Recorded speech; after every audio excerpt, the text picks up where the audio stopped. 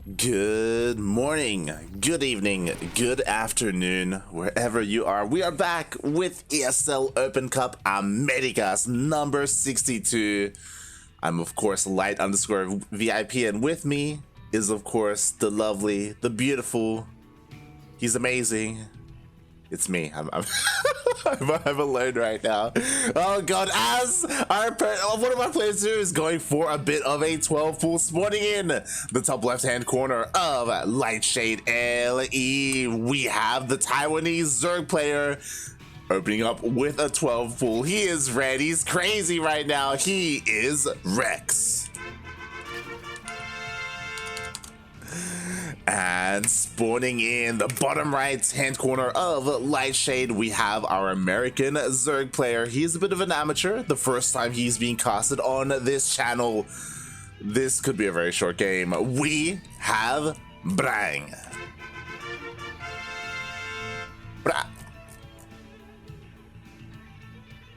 Oh boy. Alright, so things are on the way.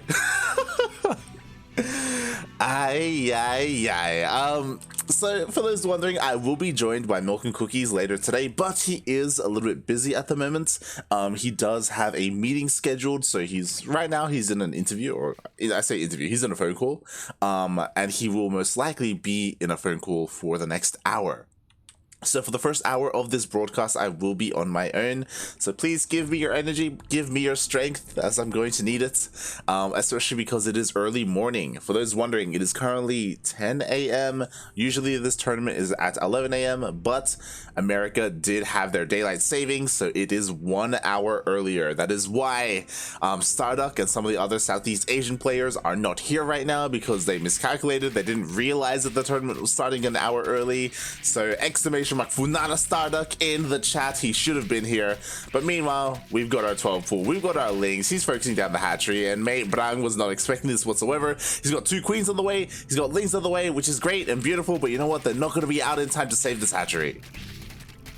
As the hatchery does go down. Oh boy, Rex, please, how could you do this to this man? But Rex, mate, a win is a win, mate. He does not care whatsoever. He doesn't want his time wasted. He wants to go to that next round, and the reason why I jumped on this series as quickly as I could was because in the next round, Gerald, Chaos Fate, the Peruvian Terran, Baby Bjorn himself is ready and waiting. I cannot wait to see the winner of this series go up against him, and so far Rex is looking to be that player, because he was able to take out the hatchery. He is pretty far down in workers. He has 13 workers as opposed to the 20 of his opponents, but this is scary because, oh no, his opponent is like he's getting a hatchery again, which he's gonna be forced to cancel. I don't think he's gonna be able to hold on to it. He needs his queen down here on the ramp. You cannot fight this with just pure Ling. You just have the disadvantage. You're not gonna have more than your opponent. You need your queens, but the queen of Brang is still up here in the main base. Also, he didn't delay his Ling speed. Instead, he got Ling speed, and after that, he's getting his Baneling Nest. So his Baneling Nest is so delayed in comparison. There are nothing but Lings on the way for Rex. Ling speed is gonna finish up soon for him. Meanwhile, Brang does finish up Ling Seed first. He has been able to hold on to his base for now, which is great. He needs to be ready to send down his queen. He does morph in a couple of Banelings, but the Lings are on the way. 4, 3, 2, 1. Ling Speed kicks in. Baneling Speed is, Banelings are not finished. They are not going to finish, as they are focused on. Oh! Never mind, one of them does finish. It gets a beautiful connection, but is it enough? No, the queen is still not down there. The Lings still aren't down there. Brang drained up way too much, and it looks like he loses the natural once again. There are 2 defensive Banelings in the main, so maybe if the connections are good enough, one is decent, the other not so much, as the Lings flood in. No more Banelings, no more Lings, only a single queen and Jones. 2 queens, I should say, but that's not going to be enough. Brang, he fought well, but GG gets called.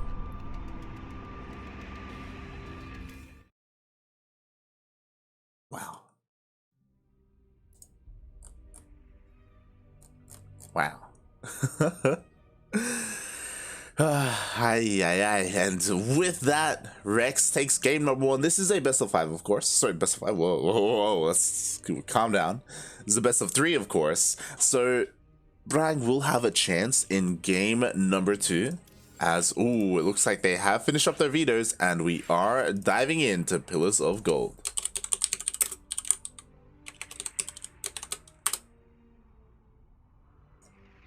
In this ZvZ. Oh boy, so we'll see. Again, like, honestly, Brang, like, he was doing better than I expected. And we'll see what he's going to be able to do here. Maybe he himself is, I mean, he should open up a little bit safer, not quite with a hatch first. I imagine pool first will be a little bit better. Maybe he'll just turn up the aggression himself and go for like a 13-12, go for a 12 pool himself, go for like a 12-11. Why not just do something crazy? Especially when you're up against a player like Rex. Rex, the best Zerg player in Taiwan. And god damn it, I said his name. I tried not to in the beginning of the game, but here we go. We have our Taiwanese Zerg player. He is red. As I said, he is the best Zerg player in all of Taiwan. He is, of course, the red Zerg, Rex.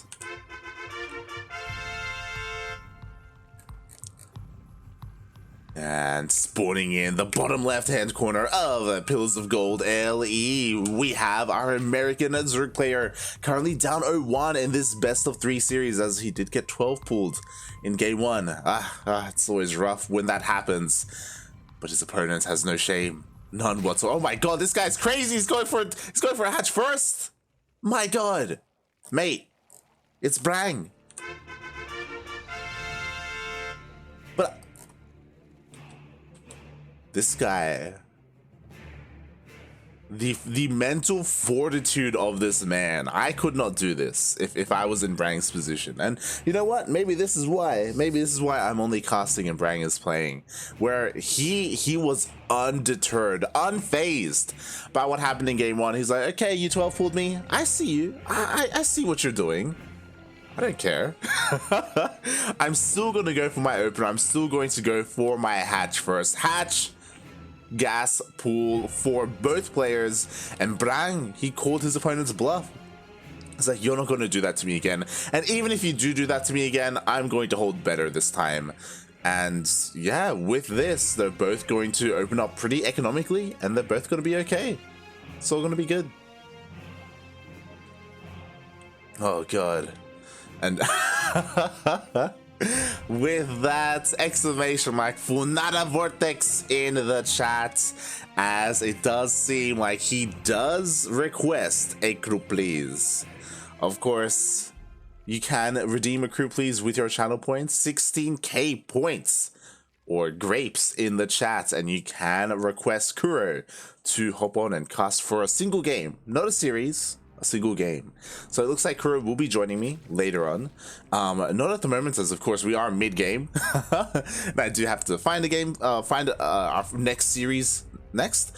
And also she does have to hop in game. So she will be joining me shortly. Thank you so much, Vortex. I appreciate it. I do need as much support as I can get. So Kuro casting with me will definitely help out.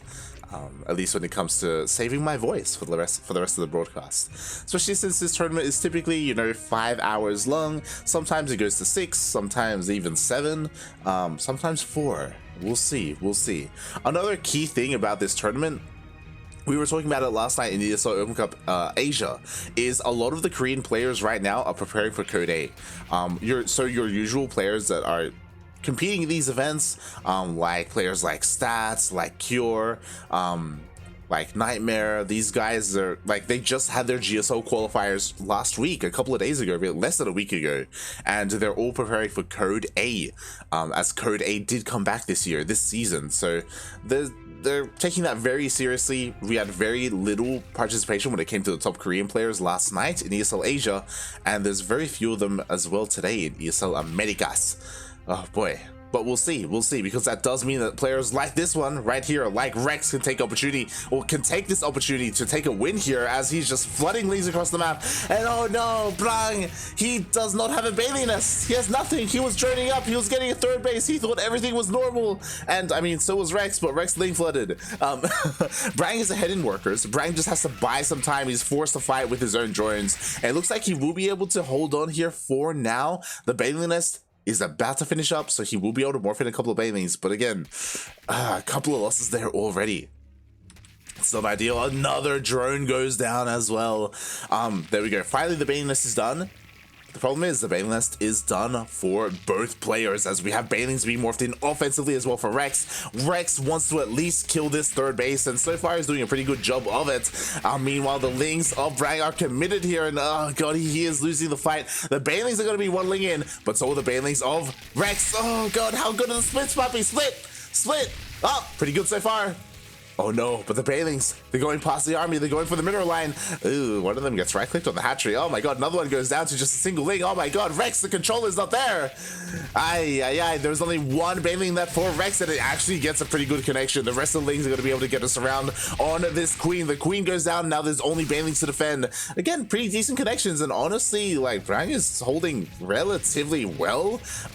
It does feel like Rex is kind of moving a little bit too much, but yo, it doesn't even matter. He morphs in a couple more banelings. He is slowly overwhelming the army of Brang. Oh god, another connection goes off, and Brang, he's doing his best to hold on, and honestly this isn't as bad as it could be, but yo, there's a baneling in the mineral line. It does connect. Oh god, all these drones are so close to going down. Again, Brang is just barely, it looks like he's just barely being able to hold on, but he's lost 13 workers. 13 drones go down. He is down exactly 13 when it comes to the worker count. His army is lacking a little bit. We do have a couple more banelings to be morphed in for Brang, so they will help in the defense. But this does mean that Rex, you know, he has the economic advantage, he has the army advantage right now, and oh god, now he's trying to focus on a couple of these workers. Thankfully, drones do regenerate health over time, so they are able to stay alive with that a little bit longer. Meanwhile, we do have more banelings here for Rex. Again, not the best control coming out from Rex, not the best that I would expect anyway. We have 2 more banelings being morphed in, but they are going to be focused down, and Brang does hold at his natural. And we'll see if he can stabilize from here, because Rex, he's not stopping. He's still just flooding Lings across the map. And it looks like he's realized, hey, I'm really struggling to end this game. I should just go for the third. And if he does kill this third, then he kind of does secure himself here in this game. Oh my god, we even have a couple of banelings more going into the main as well. No, don't waste the banelings, puppy. Oh god, one of them already goes down. Oh, and oh my god, the baneling of Rex doesn't connect either, so it looks like, okay, looks like some decent connections here for Brang. Again, Brang, like, honestly, his baneling connections have been pretty good so far, especially compared to that of Rex. Rex, he's trying to go all the way into the main base, focusing on the spawning pool a little bit there. Again, not ideal, and Rex he's really struggling right now to end. Like, he's throwing away so much. He needs to calm down. He needs to regroup, consolidate his forces, and that's exactly what he finally does. To be like, thankfully, Rex, like, he's a good enough player where he wasn't 100% all in. He was taking his gases behind this. He was droning up behind this, and he does have his Roach Warren. So he is transitioning into roaches, which is honestly pretty good. Like, despite, you know, the amount of losses that he was sustaining, he is still perfectly fine in this. Now it is finally time for Brang to go across the map. Decent baneling connection there by Rex. Brang, he's trying to get a couple of worker kills, but so far he's only been able to kill one. There goes a second worker, does go down. The Lings of Brang are actually going to flood all the way into the natural. Maybe get a couple of queens here. Go into the main, mate. Go for it. There's another queen for you. He gets one queen. He's going to get the other. Just like that, the production, the injects of Rex are completely hindered, and he needs to do this. He needs to buy time. The roaches of Rex will clean this up, and he needs to get his own roaches up. He has a wall, he's working on his upgrades, he has his roach one, he's working on a lair, which is a little bit worrisome because Rex doesn't have a lair of his own. Like, these are resources that Brang is spending on tech, and he needs to spend it on army. Oh no, he's supply blocked. No, puppy, he's supply blocked. He's 59 out of 60. Make some overlords. He doesn't have any overlords in production. Oh no, this is the worst case scenario. There we go. Finally, 2 overlords are on the way. But it's too late. As all this was happening, the third of Brang went down. I actually completely missed that. He's going for a bit of a counterattack. He's actually morphing in a couple of banelings across the map, which is great and all. But I don't think he can hold against these roaches. The roaches, they get into the main. The wall is not a wall. Brang does not have the high ground. They're both on the high ground, and Rex is just going to be able to start a step forward with his own roaches. And even though it was messy, it wasn't clean, It was very almost overcommitted by Rex. He almost threw too much there. In the end, it didn't even matter, mate. He just A moves his way up the ramp, morphs in a couple of Ravagers, and everything of Brang will fall. What I will say, Brang played incredibly well. Despite being an amateur player, he did so well here against Rex, better than I thought he would, especially here in Game 2. GG gets called, and Rex does take down his opponent 2-0.